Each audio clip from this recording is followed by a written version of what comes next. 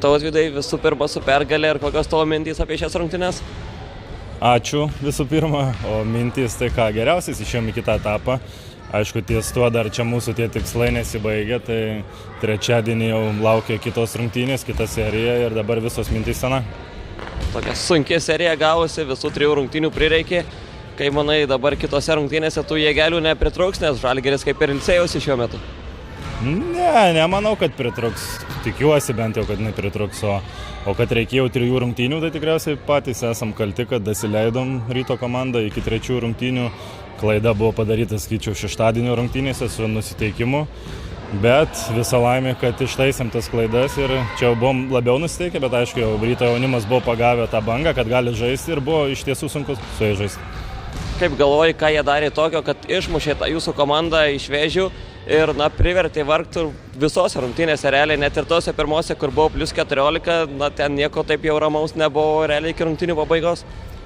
Net nežinau, iš tikrųjų, galbūt su agresyvumu, to jaunatviškumu kažkur tai mus išmušė iš tam tikrų situacijų, bet sakau, reikėjo kažkur tai šalto proto mum ir manau, kad viską gerai išpildėm, bent jau šios dienos rungtynėse, bet sakau, dar kartą pasikartosiu, davėm pajausti jam ir buvo sunku žaisti, mes žaidėm tikrai neblogai, bet sakau, jie ant tos bangos taip ir laikėsi visas rungtynės praktiškai.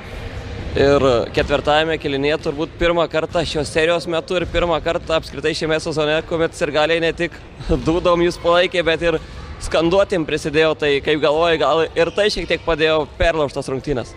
Jo, aišku, labai malonu, bet su tom dūdom, kaip pučia, tai net atrodo nepratę, net nesigirdi kartais gynyboje, tai paprašėm irgi, kad paskutinę ataką jie nebepūstų tų dūdų, bet sakau, šiaip labai aišku smagu ir į kitą seriją taipogi visus kviečiu ir išvykos rungtynės, ir į namų, Kaunas nėra toli, tai kažkaip nežinau, gal direktorius kompensuos, autobusą užsakys ar kažką tai.